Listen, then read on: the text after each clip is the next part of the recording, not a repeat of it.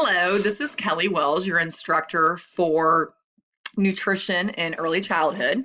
Just wanted to give you a brief overview for the first week and give you some helpful hints that will help you with success as well throughout the course.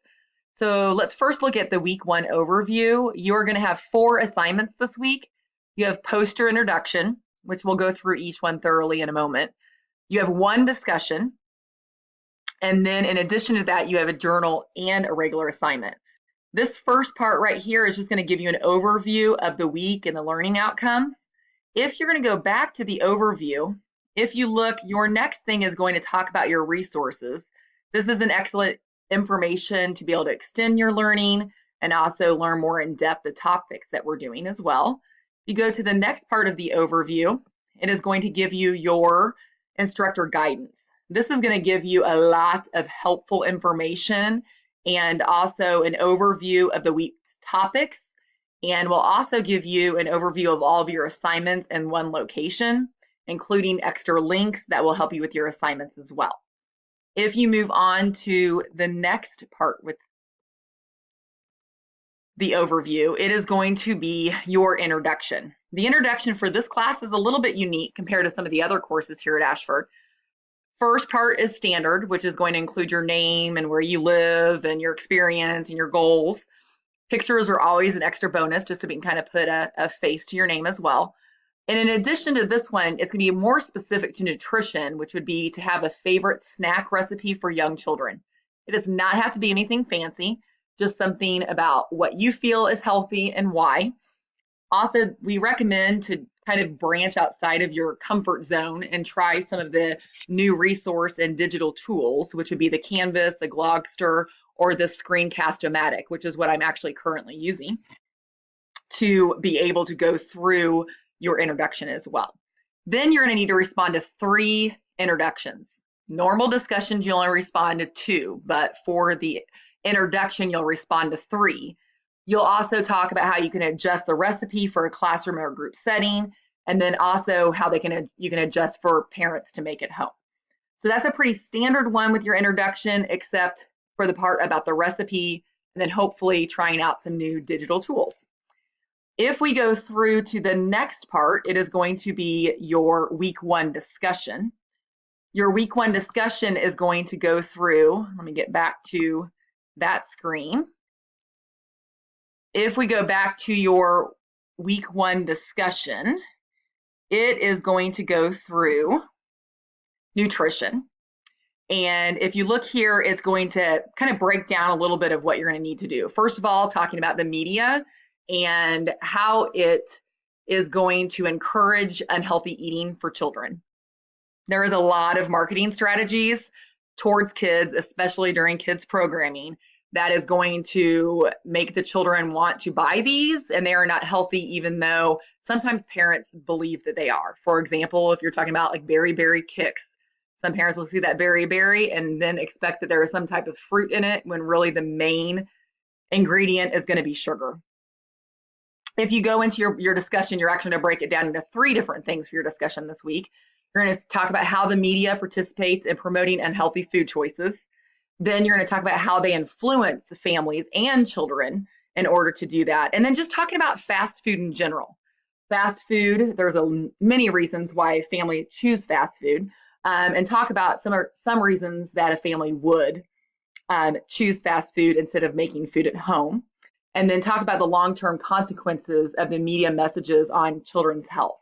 Right now, there is a lot of concern with how children are eating. There is many documentaries about McDonald's, about different things that are within food, which is something we'll get into later in the course, that even when you think you're eating healthy, you're not eating healthy. There is actually a blog of a family that decided to have sugar in a bowl of what they should consume of sugar. And every single time they looked at food, they had to see how many grams of sugar was in their food, and then they had to take the sugar from the bowl and put it into another one. And when the sugar is gone from the bowl, they couldn't have any more sugar.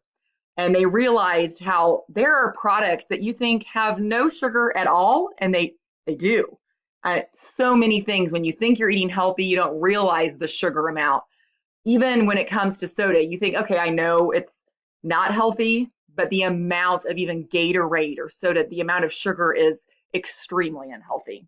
That is going to be our main focus for discussion one, is going to be just talking about junk food in children and how the media plays their part in it. You will reply to two classmates as normal, but in addition to that, you're going to talk about one strategy teachers can use to try to offset the unhealthy messages that the media sends in an early childhood setting. And then it even goes through into talk about the basic expectations and different things about the learning, just to go a little bit deeper into our discussions. The other thing that you're going to have is our journal. The journal this week, journals are a little bit unique compared to other assignments. I am not looking for APA style. I am not looking for anything other than details. And that is the main thing I'm looking at. So if you have a paragraph for your journal, it is not going to get full credit. So you want to make sure that you give enough details within your journal that I can get a true picture of what you are talking about and you're explaining. So if you look at this one, it does talk about Grammarly, which is a fabulous tool that you can use to help you with grammar within your papers. We also have a writing center here at Ashford that is amazing. You can actually see, I'll show you right here. The highlighted here is a writing center in the library. Fabulous tool where you can actually have tutors that will work one-on-one with you for a variety of things, trying to start your topic and how you can go further in depth into your topic, all the way to how to write an APA format, how to do grammar properly. It is an amazing tool that I highly suggest you take advantage of. On this right here in a Microsoft Word document, you are going to do, if you look here, right here, it's going to have the bullets of all the different things that you need to have. So you're going to summarize the role of the health, safety, and nutrition played in your childhood. So this is kind of your background knowledge as you get into this class that you can share. Talk about how your experiences growing up and how you think that'll affect your early childhood education when you go in and you become a teacher. It needs to be 1 to 2 double-spaced pages in length, okay? But on this, it's make sure that it is a full amount. So if you have a title page and a reference page, that does not count. It's the body of the actual journal, okay? Sources are not required for journal assignments, but if you do have something that you are quoting, you will be required to do that. If you go through, I always recommend 100%, because it can get a little bit overwhelming as you're looking at all the bullet points of the things that you need to include, and very easy to overlook some requirements that you will automatically get docked from. So I always recommend, if you go to the very bottom of all the descriptions on all of the writing assignments, you'll see a grading rubric. If you click on the grading rubric, as I just pulled up right here, you will see exactly what I am going to be grading you on. This is the rubric I will grade. So I always suggest for students to go back and look at the rubric and grade yourself, so you'll know if you missed anything. Another thing I always suggest are those bullet points that it outlines. So if you go back here, so this right here says distinguished, responds with a thorough reflection of the journal prompt. Journal rubrics are usually a little bit more generic. When we get into the assignments, they're more specific. But if you look here, I always suggest to even copying the bullet points and then putting your content underneath the bullet point. So that way you have a topic and you go through and you give your information. Then you go to the next bullet point and you copy that and make that your title or heading. And then you give all the information. So that way you don't forget any information, and then you can go back to that grading rubric to be able to grade your paper to ensure that you have all of your information. The biggest thing, couple things, why students are not going to get full credit. 1, it's late. 2, they don't have all of their information, or they don't have enough details. So a lot of times, not enough of the page requirement. If you don't have 1 full page of information on your journal, you will not get full credit, because you're not going to have the details needed in order to get full credit. If you go back now to the next part, which is going to be your assignment. So if we go back down to your assignment for week 1 and click on that, it will again go through talking about all of your information through bullet points. And as you can see here, it can get a little overwhelming when you're looking at all of the things that are required, especially how it breaks it down. So first here, it'll have instructions. Then under here, it'll say, this is your requirement for your paper. But then in addition to that, it'll have all of the other information that you need. It can be overwhelming by the way it's listed. So again, that's when I ask you to go back, if you go all the way down to your grading rubric. So you can go directly to what am I going to get graded on? So the first thing you're going to get graded on, introduction. Is it one paragraph? If it's not one paragraph, you will not get your full credit. Okay, so it comprehensively summarizes the nutrition issue that will be addressed. That's 1 point of the 10 points for this assignment. Then you go down to the next criteria. Discusses the potential long-term impacts of the nutrition issue from the case study on the child's growth development. It goes through step by step. You discuss the potential long-term impacts. That's worth 2 points. So distinguished means that you have every single thing in there that is needed in order to prove your point. So if you have 2 sentences, you will not get distinguished. If you go through on the next one, it says explains 3 specific ways the early childhood teacher can address the issue in a school or center setting. Again, if you don't have 3 ways, you are not going to get full credit. So even if you go through, you are not going to get full credit at all, even if you only have 2. And if 2 of them you go in extreme detail, you will not get full credit because it needs to have 3.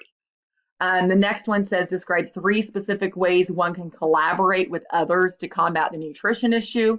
Again, you must have 3 ways. So I feel when you go through the rubric, it really outlines exactly what you need. Sometimes with the bullet points, the 3 part gets a little lost. And if you don't have the 3, you're not going to get full credit. Then it even has about a conclusion, 1 paragraph. Again, it tells you exactly the amount that you need in order to have a full conclusion. Then it will always have control and syntax, APA formatting, page requirement is a big one. Okay, so make sure that you always look at your page requirement and then your resource requirement as well. So if you go back to your assignment, it will outline again the exact same things I just discussed in that rubric. But when you go to the rubric, it just organizes it a little bit better as to what you'll for sure going to get graded on. So again, it'll go through here in your paper. Those are the items that are directly on your rubric right here. And it talks about 3 or 4 double-spaced pages, not including the title and reference page. And that is something that some students will get confused on, that they'll have 3 pages, but one is a title page, one is a reference page. And that's not a 3-page paper, that is a 1-page paper. So just make sure to really pay attention to those pages because that is what's going to get you your details and full credit. If you go down here, it also talks about further assistance. It gives a link on APA formatting that is very helpful. It'll go through on what is a scholarly resource. So Wikipedia is not a scholarly resource. It can be posted by anyone with anything, with facts that are not facts. They're not true. They're opinions. So just be very careful on making sure that you have a credible source. And this gives you some links as to how can you determine if it's a credible source. So that is going to be an overview of your week 1. And I will be doing this every week throughout the course just to kind of give you an overview. So again, this week, you're going to have your introduction. You're going to have 1 discussion in addition to your introduction, your journal, and your assignment. If you have any questions, feel free to contact me in any way. Email is the best way to contact. I usually will check it daily, multiple times through the day. And I look forward to learning with you. Thank you.